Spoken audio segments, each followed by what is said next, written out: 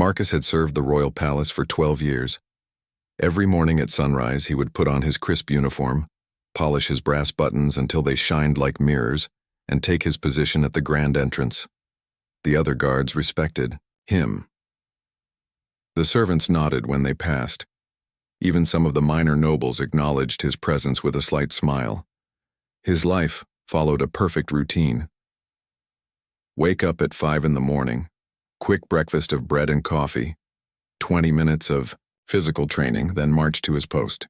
He knew every stone in the palace walls, every flower in the royal gardens, every face that belonged, and every stranger who needed watching. Marcus came from a poor family in the countryside. His father had been a farmer who struggled to feed 5 children. When Marcus turned 18, joining the palace guard seemed like a dream come true. The pay was steady, the work was honorable, and he could send money home to help his younger siblings go to school. The royal family rarely spoke to the guards directly, but Marcus had served them faithfully. He had stood in the rain during state ceremonies, worked double shifts when other guards fell sick, and never complained about missing holidays with his family. The head of security had even mentioned that Marcus might be promoted to the inner palace guard next year. Everything changed on a Tuesday morning in October. Marcus had saved money for months to buy a plane ticket to visit his sister's wedding in the northern province. It was his first vacation in 3 years.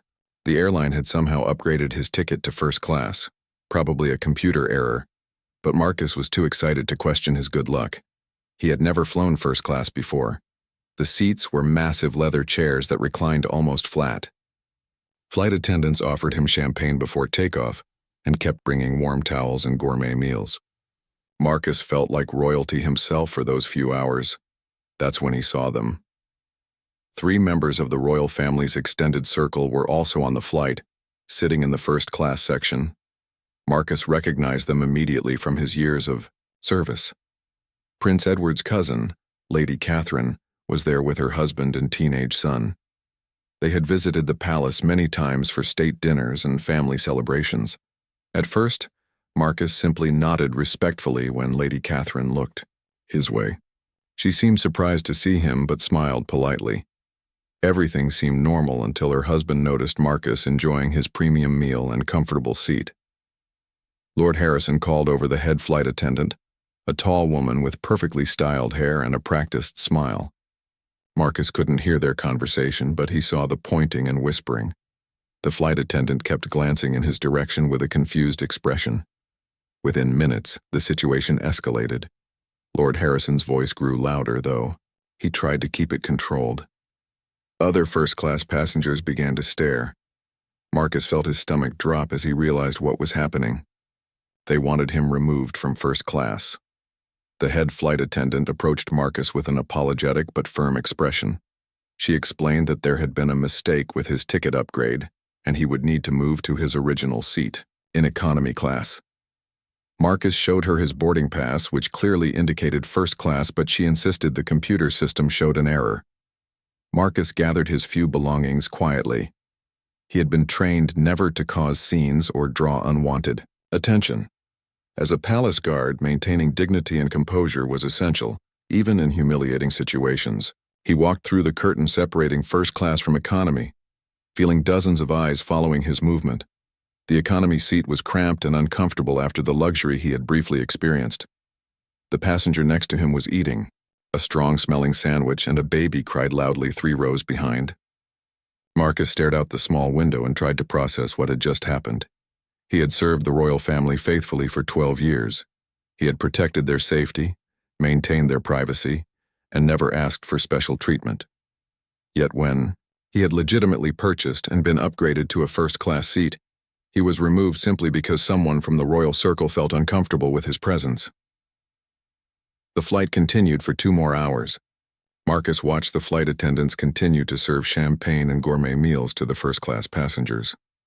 He thought about all the times he had stood at attention for hours, while nobles passed by without acknowledging his existence. He remembered the Christmas parties where guards were required to work, while the royal family celebrated with their friends. When the plane landed, Marcus collected his luggage and took a taxi to his sister's wedding venue. He tried to enjoy the celebration, dancing with his family and eating his mother's homemade food. But something had changed inside him during that flight. The humiliation burned in his chest like a fire that wouldn't go out. His sister noticed his distracted mood during the reception. She pulled him aside and asked what was wrong. Marcus told her about the flight incident, and she was furious. His younger brother, who had just graduated from university thanks to the money Marcus had sent home, suggested he file a complaint with the airline. But Marcus knew the problem was bigger than just an airline policy. The real issue was a system that treated people differently based on their social status. He had always accepted his place in society, believing that honest work and loyalty would be rewarded. Now he realized that some barriers might never be crossed, no matter how dedicated or deserving a person might be. The wedding ended, and Marcus flew back to the capital city. This time he sat in economy class without any upgrades or special treatment. He watched the flight attendants serve the first-class passengers and wondered how many other people had been removed from seats they had rightfully purchased.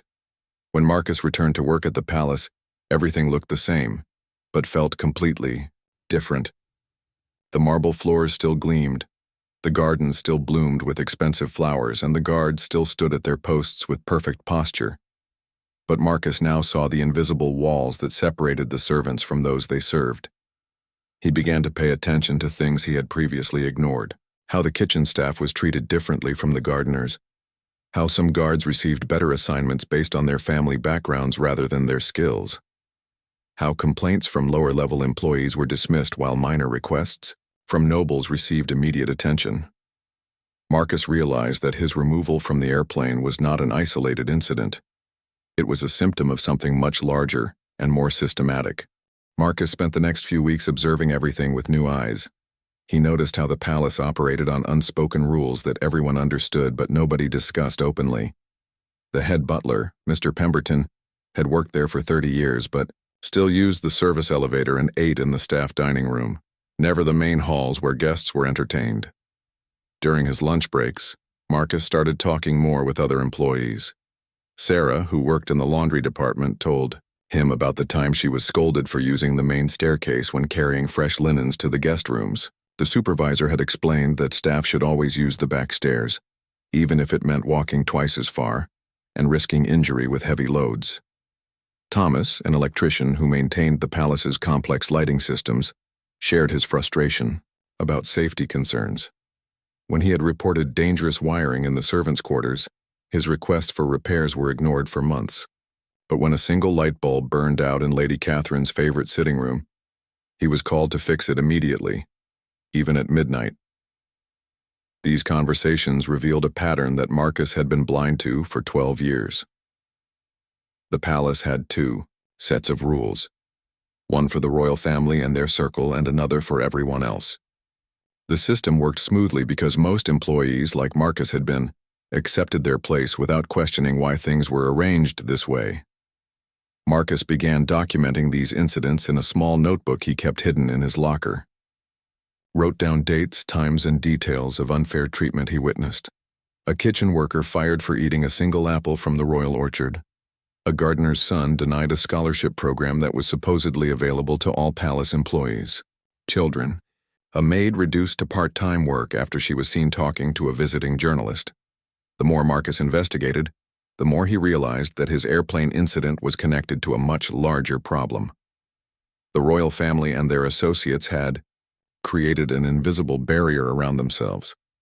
This barrier wasn't just about money or security. It was about maintaining a social distance that reminded everyone of their proper place in society.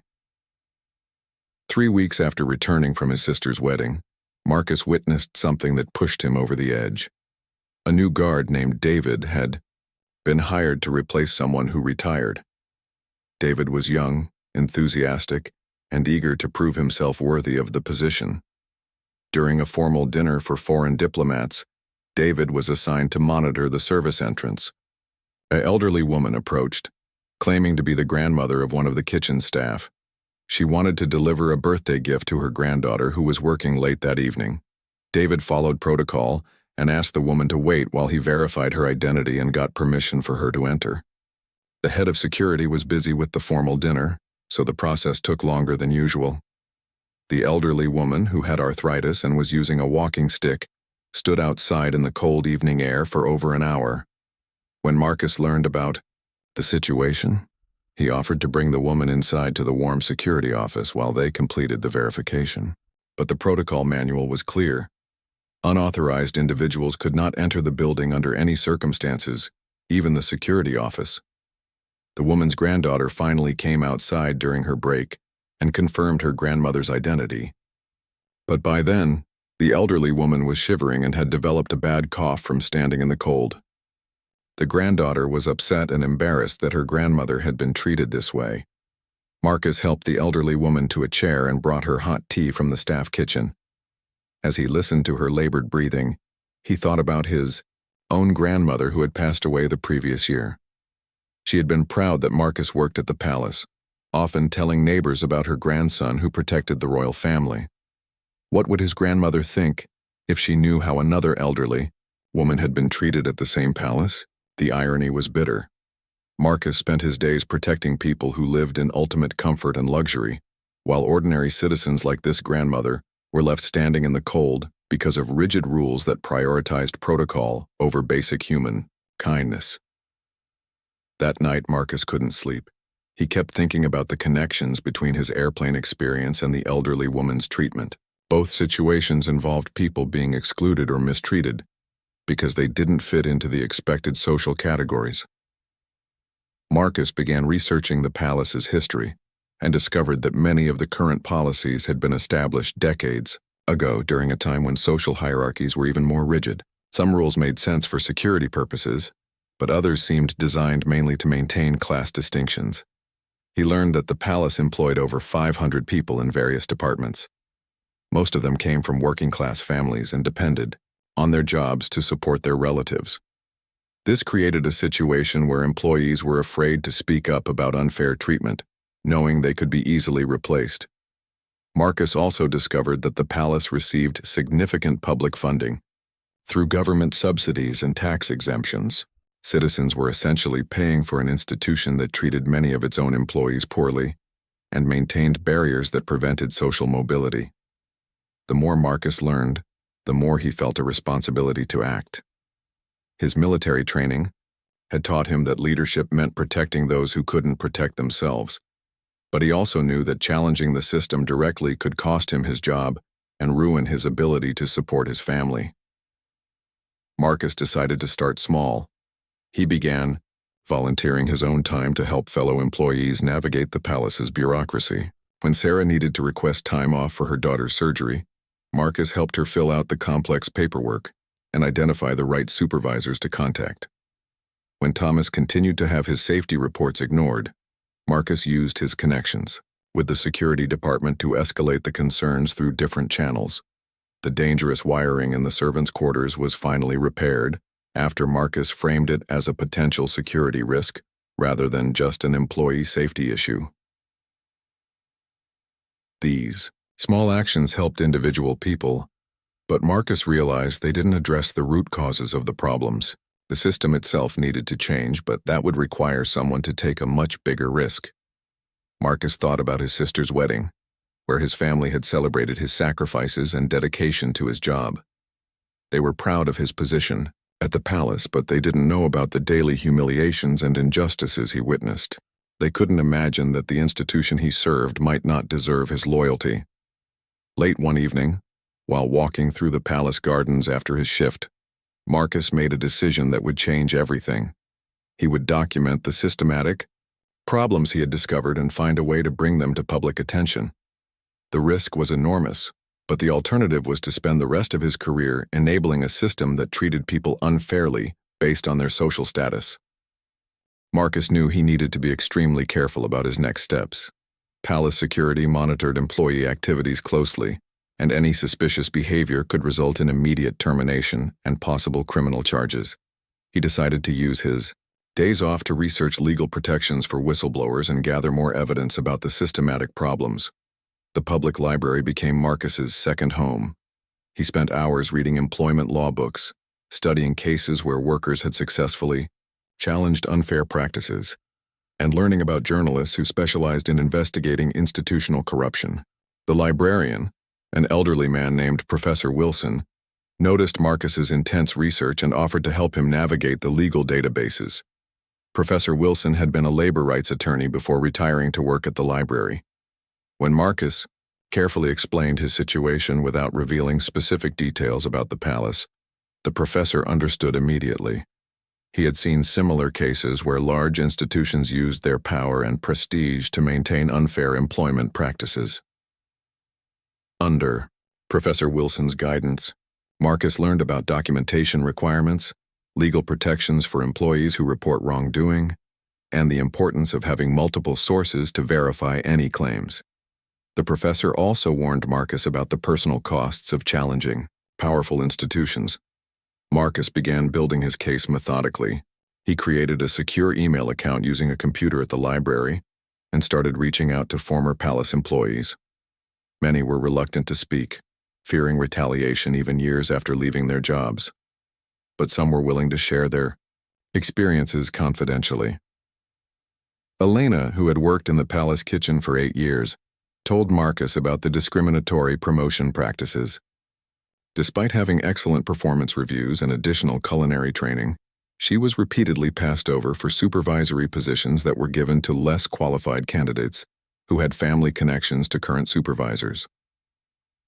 Roberto, a former maintenance worker, described how employee injury reports were often minimized or ignored to avoid insurance claims. When he had hurt his back lifting heavy equipment without proper assistance, the palace medical staff suggested he had a pre-existing condition rather than acknowledging the workplace injury. These conversations revealed that Marcus's airplane experience was part of a larger pattern of class-based discrimination that extended far beyond the palace walls. The royal family and their associates maintained their elevated status, partly by ensuring that others remained in subordinate positions. Marcus also discovered financial irregularities that troubled him deeply. Palace employees were required to purchase their own uniforms from a specific supplier, even though the cost represented a significant portion of their salaries. Investigation revealed that the supplier was owned by a company connected to the royal family's business interests. The employee health insurance program had been reduced several times over the past decade, while coverage for the royal family and their guests had been expanded. Workers were now responsible for larger portions of their medical expenses, while millions were spent annually on luxury healthcare services for people who could easily afford their own private medical care. Most disturbing was the discovery that the scholarship program for employees' children had been systematically underfunded. Applications from working-class families were routinely rejected due to limited availability, while children from supervisory families received awards regularly. This perpetuated class distinctions across generations. As Marcus compiled this evidence, he realized he was uncovering something much larger than individual cases of unfair treatment. The palace operated as a microcosm of broader social inequality, using public resources to maintain private privilege while exploiting the people who made the institution function. The challenge was finding a way to expose these problems without destroying his own life in the process. Marcus had no savings beyond what he sent to his family. Losing his job would mean his siblings might have to drop out of school, and his parents would lose the financial support that helped them maintain their small farm. Professor Wilson introduced Marcus to investigative journalist Maria Santos, who specialized in stories about institutional accountability. Maria had previously exposed corruption in government agencies and private corporations, always protecting her sources while ensuring accurate reporting. During their first meeting at a small cafe far from the palace, Maria listened carefully to Marcus's evidence. She was impressed by his thorough documentation and the credibility of his sources. However, she warned him about the probable consequences of publication. The royal family's legal team was known for aggressive tactics against anyone who criticized the institution. Previous whistleblowers had faced not only job loss but also lawsuits, social ostracism, and difficulty finding future employment. The palace had significant influence with employers throughout the region. Maria also explained that exposing these problems might not lead to immediate changes. Powerful institutions often weathered negative publicity by making cosmetic adjustments while maintaining fundamental inequalities. Real reform required sustained pressure from multiple sources over extended periods. Despite these warnings, Marcus felt compelled to move forward. The elderly grandmother shivering outside in the cold had become a symbol in his mind of all the people harmed by systems that prioritized protocol over human dignity. His years of loyal service had been based on the belief that he was protecting something worthy of respect. Marcus and Maria developed a careful strategy for revealing the information. Rather than publishing everything at once, they would release a series of articles that built a comprehensive case for systemic reform. Each article would focus on specific issues with documented evidence and multiple sources. The first article would address employment discrimination, featuring interviews with former employees who had experienced unfair treatment. The second would examine financial irregularities in palace operations, particularly the use of public funds for private benefit. The third would investigate the scholarship program and other policies that affected employees' families. To protect Marcus and other sources, Maria would present the information as part of a broader investigation into workplace conditions at publicly funded institutions. The palace would be one example among several, making it more difficult to identify specific whistleblowers. Marcus spent sleepless nights wondering if he was making the right decision. His family's financial security depended on his palace job, and he had no guarantee that exposing these problems would actually improve conditions for anyone. The powerful people he was challenging had resources and connections he couldn't match. But every day at work brought new reminders of why change was necessary. A young janitor was written up for taking too long to clean bathrooms, while guests regularly left expensive items scattered around guest rooms without consequence. A security guard was denied overtime pay for working additional shifts during state visits, while millions were spent on imported flowers that would be thrown away after single-day events. The contrast between the treatment of employees and the royal family became impossible to ignore once Marcus started paying attention. He realized that his 12 years of loyal service had been spent maintaining a system that treated human beings as disposable resources while protecting the comfort and privilege of a small group of people. One evening, after witnessing another incident of unfair treatment, Marcus called Maria and confirmed that he was ready to proceed. The first article would be published in 2 weeks, giving him time to prepare for the consequences that were sure to follow. The morning Maria's first article was published, Marcus arrived at work as usual, trying to maintain his normal routine. The headline read, "Behind Palace Walls, Systematic Discrimination in Publicly Funded Institutions." The article detailed employment practices at several government facilities with the royal palace featured prominently. Marcus had expected immediate consequences, but the day passed quietly. His supervisors seemed unaware of the publication, and security protocols remained unchanged. By evening, Marcus began to wonder if the article hadn't gained enough attention to trigger a response. That assumption was shattered the next morning. The palace's head of human resources, Mrs. Victoria Ashworth, arrived with 2 security officials and requested that Marcus report to the administrative office immediately. The tone was formal but not accusatory, suggesting they might not yet have identified him as the source. Mrs. Ashworth, a stern woman who had worked at the palace for over 20 years, explained that they were conducting interviews with all security personnel regarding the recent negative publicity. She emphasized that employee loyalty was essential during these challenging times, and that any cooperation with outside investigators would be considered a serious breach of contract. Marcus answered her questions carefully, expressing surprise about the article's allegations and reaffirming his commitment to the palace. Mrs. Ashworth seemed satisfied with his responses, but she warned that all employees would be monitored more closely until the investigation was completed. Over the next week, Marcus noticed increased surveillance of staff activities. Security cameras in employee areas that had previously been inactive were turned on. Managers began conducting random inspections of lockers and personal belongings. The atmosphere became tense, with employees speaking in whispers and avoiding conversations about anything controversial. Despite these pressures, Maria's second article was published as planned. This piece focused on financial irregularities, detailing how public funds meant for institutional operations were being redirected to benefit private interests. The article included specific examples of overpriced contracts, unnecessary luxury, expenses, and questionable business relationships. The palace's response was swift and aggressive. A press release denied all allegations and announced that legal action would be taken against the newspaper for publishing malicious falsehoods designed to damage the reputation of a respected institution. Palace representatives claimed that disgruntled former employees were spreading lies to seek attention and financial compensation. Marcus watched the palace's defense strategy with growing anger. Rather than addressing the substance of the allegations, they were attacking the credibility of people who had been brave enough to speak out. The same employees who had been ignored and mistreated for years were now being portrayed as liars and troublemakers. The third article appeared 2 weeks later, focusing on the scholarship program and other policies affecting employees' families. Maria had documented dozens of cases where applications from working-class families were rejected, while connected families received awards.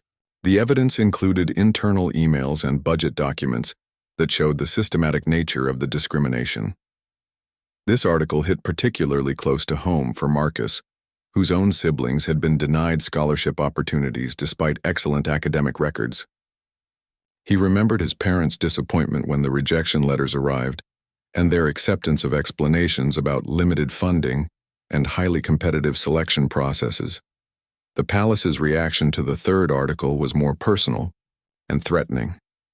Mrs. Ashworth called another series of employee meetings, this time focusing on the serious legal consequences of sharing confidential information with outsiders. She mentioned that recent whistleblower laws provided some protections, but emphasized that these protections had limits and exceptions. Marcus realized that the palace lawyers were preparing to identify and prosecute the source of the leaks. His carefully maintained anonymity might not last much longer. He needed to decide whether to continue the investigation or protect himself by ending his cooperation with Maria. During this period of intense pressure, something unexpected happened. Other employees began approaching Marcus privately, sharing their own experiences and expressing support for the changes the articles were advocating. Sarah from the laundry department thanked him for the safety improvements that had finally been implemented in the servants' quarters, even though she didn't know Marcus had been involved in pushing for those changes.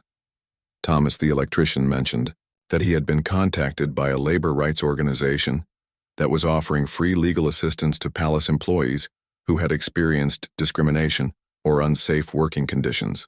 The publicity generated by Maria's articles had attracted attention from advocacy groups that could provide resources and support. Most surprisingly, several supervisors and middle managers began expressing quiet support for reforms. These individuals had witnessed the same problems Marcus documented, but had felt powerless to address them within the palace's rigid hierarchy. The articles gave them hope that meaningful change might be possible.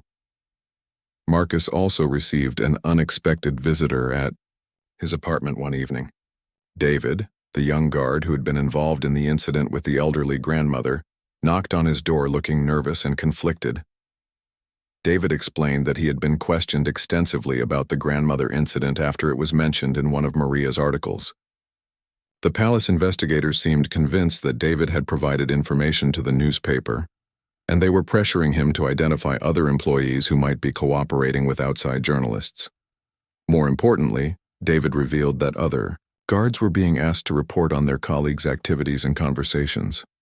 The palace was essentially asking employees to spy on each other, creating an atmosphere of suspicion and fear that was destroying the trust and cooperation necessary for effective operations. This surveillance program troubled Marcus deeply. The same institution he had served loyally for 12 years was now treating its employees as potential enemies rather than valued team members. The palace's response to criticism was making the work environment even worse than before. David also brought disturbing news about retaliation against employees mentioned in the articles. Elena, the kitchen worker who had spoken about discriminatory promotion practices, had been contacted by the palace legal team and warned about potential lawsuits for defamation. Roberto, the former maintenance worker, had received threatening phone calls suggesting he should stop talking to journalists. These intimidation tactics confirmed Marcus's worst fears about the consequences of challenging the palace system. The institution was using its resources and influence not to address legitimate grievances, but to silence critics and maintain the status quo that benefited only a privileged few. Despite the personal risks, Marcus felt more committed than ever to continuing his cooperation with Maria's investigation. The palace's reaction had revealed the true nature of the institution, an organization that viewed employees as disposable resources and criticism as an attack to be crushed rather than feedback to be considered. Marcus contacted Maria and arranged a secure meeting to discuss the final phase of their investigation. The most damaging evidence was still unpublished, including documents that showed direct involvement by senior royal family members in maintaining discriminatory policies and financial irregularities. The decision to release this information would cross a line from criticizing institutional practices to challenging specific individuals with enormous power and influence. The legal and personal consequences would be far more severe than anything Marcus had faced so far. But as Marcus prepared for this crucial meeting, he thought about all the employees who had been mistreated, all the families who had been denied opportunities, and all the public resources that had been wasted to maintain private privilege. Someone needed to be willing to take the ultimate risk to expose the truth. Marcus's final meeting with Maria took place in a secure location outside the city, at Professor Wilson's remote cabin in the mountains. The elderly librarian had offered his property as a safe place to review the most sensitive documents and plan the final article that would expose the highest levels of palace corruption. The evidence Marcus had gathered was explosive. Internal communications showed that Prince Edward's cousin, Lady Catherine, and her husband, Lord Harrison, had directly approved policies that discriminated against working-class employees. The same people who had ordered Marcus removed from the airplane were actively involved in maintaining systems that kept palace workers in subordinate positions. Financial records revealed that the royal family had been systematically redirecting public funds intended for employee benefits into private accounts controlled by their business associates. The scholarship program had been deliberately underfunded so that millions of dollars could be transferred to companies owned by relatives and friends of the royal family. Most shocking was evidence that the palace had maintained secret files on employees' political affiliations, family backgrounds, and personal relationships. Workers suspected of having inappropriate social connections or political views were systematically excluded from promotions and subjected to additional scrutiny and harassment. Maria reviewed each document carefully, verifying sources and cross-referencing information with her previous articles. She explained that this final piece would likely trigger massive legal retaliation from the royal family, including criminal charges against anyone identified as a source. Professor Wilson, who had remained silent during most of their discussion, finally spoke up with a perspective that surprised both Marcus and Maria. He had spent decades fighting institutional corruption as a labor attorney, and he had seen many cases where brave individuals exposed wrongdoing only to be destroyed by powerful opponents who faced no real consequences. The professor suggested that releasing the information might not be enough to create lasting change. Powerful institutions often survived scandals by sacrificing a few individuals while maintaining the fundamental systems that created the problems. Real reform required sustained pressure from multiple directions, including legal challenges, political advocacy, and public organizing.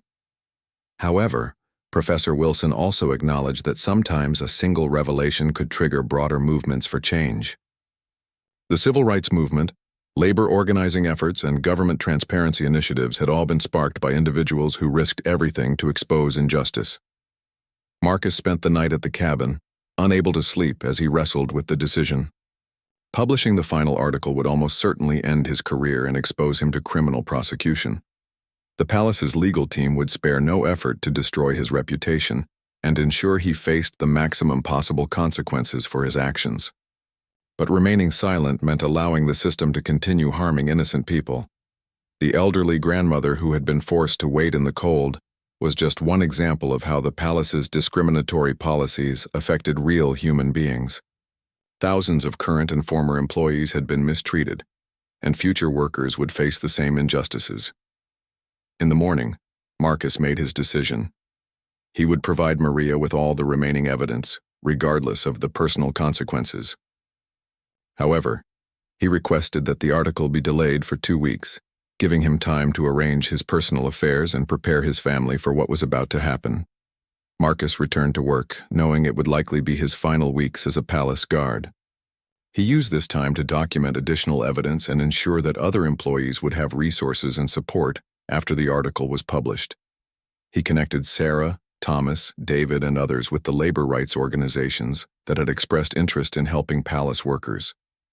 Marcus also began reaching out to current and former employees who might be willing to organize collectively rather than facing retaliation individually. He realized that the palace's power came partly from workers' isolation and fear. If employees could support each other and present a united front, they would be much more difficult to intimidate or silence. The response was encouraging. More than 50 current employees agreed to participate in a formal complaint to government labor authorities. Former workers shared additional evidence of discrimination and unsafe conditions. Even some supervisors expressed willingness to testify about problems they had observed, but felt powerless to address. During his final week at work, Marcus experienced a strange sense of peace. For 12 years, he had tried to be the perfect employee, following every rule and exceeding every expectation. Now he was violating his employment contract in the most fundamental way possible, but he felt more aligned with his true values than ever before. The palace remained beautiful, with its perfectly maintained gardens and elegant architecture. But Marcus now saw it as a symbol of inequality rather than tradition. The marble floors had been polished by underpaid workers. The expensive flowers had been purchased with public funds that should have supported employee benefits. The grand ceremonies had been protected by guards who were treated as invisible servants rather than valued professionals. On his final day, Marcus completed his shift with the same attention to detail he had maintained for 12 years. He polished his brass buttons one last time, checked his post thoroughly, and filed his final security report. Then he cleaned out his locker, said goodbye to colleagues who didn't know they might never see him again, and walked out of the palace gates. That evening, Marcus called his family to explain what was about to happen. His sister cried when she understood the risks he was taking, but she also expressed pride in his courage. His parents were frightened about the potential consequences, but they supported his decision to stand up for what was right. His youngest brother, who was now in university, thanks partly to Marcus's financial support, offered to leave school and get a job to help support the family if Marcus lost his income.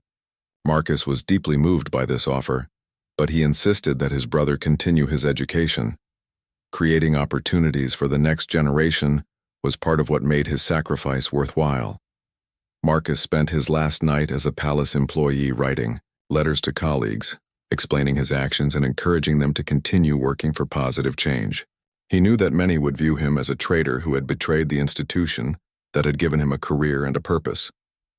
But he hoped that others would understand that true loyalty sometimes required challenging the people and systems you serve.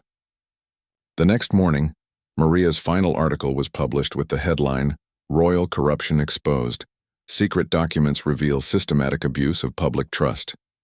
The article included the most damaging evidence Marcus had provided, directly implicating senior royal family members in financial irregularities and discriminatory practices. Within hours, Marcus received a call from palace security ordering him to report immediately for questioning. He knew that his identity as the primary source had been discovered, and his new life as a whistleblower was about to begin. The system he had served faithfully for 12 years was now preparing to destroy him, but Marcus felt ready for whatever came next. Marcus arrived at the palace administrative office to find a team of lawyers, investigators, and senior officials waiting for him.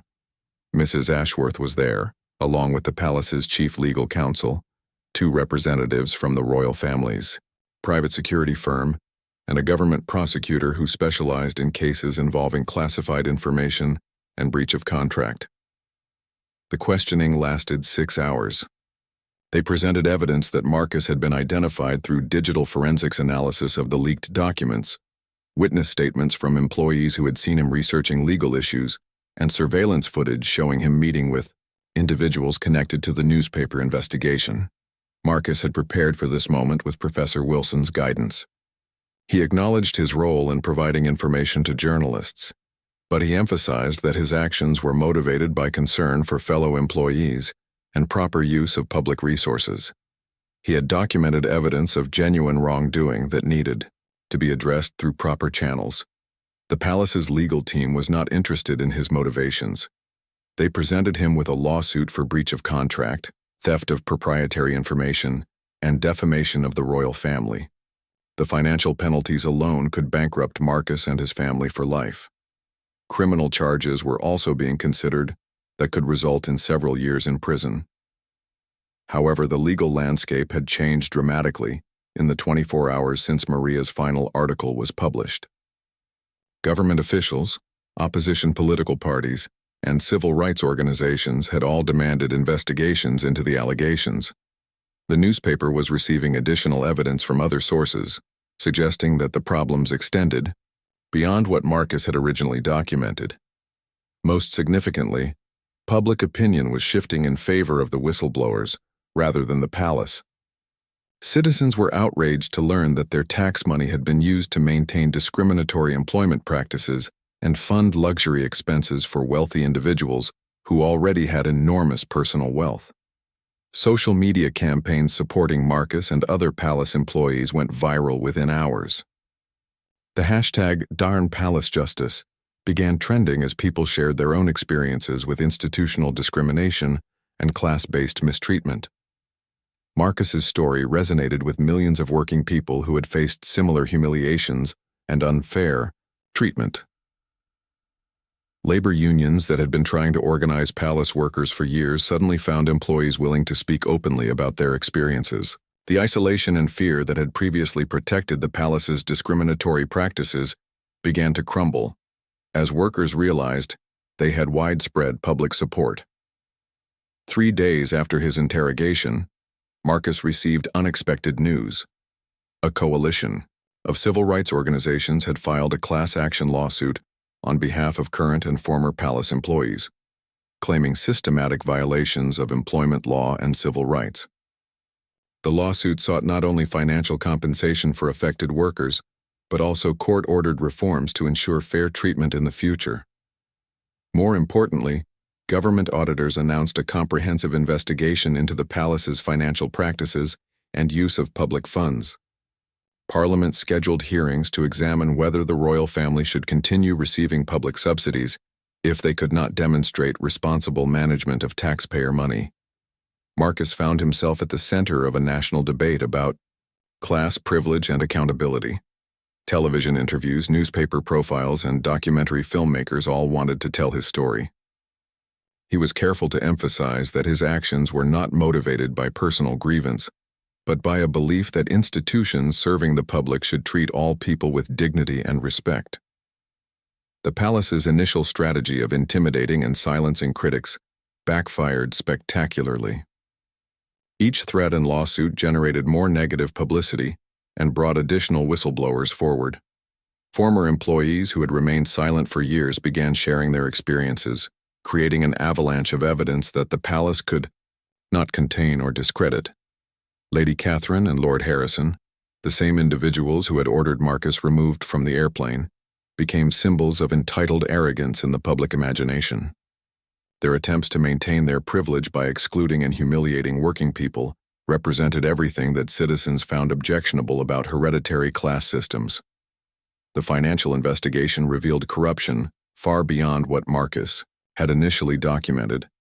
Millions of dollars in public funds had been diverted to private accounts.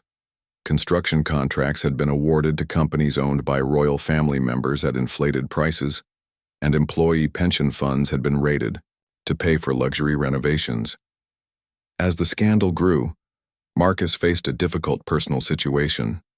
Death threats from royal family supporters forced him to move from his apartment and accept protection from security professionals hired by civil rights organizations. His family also faced harassment and had to temporarily relocate for their safety. However, the positive support far outweighed the negative reactions. A crowdfunding campaign raised enough money to replace Marcus's lost income and provide legal defense funds. Universities offered him scholarships to complete his education. Publishers expressed interest in his memoir about the experience. 6. Months after the first article was published, the palace announced major reforms to its employment practices. An independent oversight board would monitor hiring and promotion decisions. Employee benefits were restored and expanded. The scholarship program was restructured with transparent criteria and external administration. More significantly, several members of the royal family were forced to resign from their positions and face criminal prosecution for financial crimes. Lady Catherine and Lord Harrison were among those charged with embezzlement and fraud. The airplane incident that had triggered Marcus's awakening became evidence in their trial of a pattern of discriminatory behavior. The Palace Workers' Union was officially recognized, giving employees collective bargaining power and legal protection against retaliation. Sarah was promoted to supervisor in the laundry department. Thomas became head of maintenance with authority to implement safety improvements. David was selected for advanced security training that would qualify him for leadership positions. Marcus never returned to work at the palace. Instead, he became a full-time advocate for workplace rights and institutional accountability. He established a foundation that provided legal assistance to whistleblowers and workers facing discrimination. His experience had taught him that individual courage was important, but systemic change required sustained collective action. The most satisfying outcome for Marcus was a letter he received from the granddaughter of the elderly woman who had been forced to wait in the cold outside the palace. She wrote that her grandmother had followed the news coverage and was proud that her humiliating experience had contributed to positive changes that would benefit other families. Marcus realized that his 12 years of loyal service to the palace had ultimately prepared him for his most important role, serving the broader cause of justice and equality. The skills he had developed as a guard, including attention to detail, courage under pressure, and commitment to protecting others, were exactly what he needed to challenge systems that harmed innocent people. The airplane incident that had initially seemed like a personal humiliation had revealed a much larger truth about how societies maintain inequality through countless daily acts of exclusion and discrimination. By refusing to accept that treatment as normal or inevitable, Marcus had helped create changes that would benefit thousands of current and future workers. The system that had once seemed unshakable had been transformed by ordinary people who decided they deserved better treatment and were willing to work together to achieve it. Marcus's story became proof that individual actions, when connected to broader movements for change, could indeed shatter even the most entrenched systems of privilege and oppression.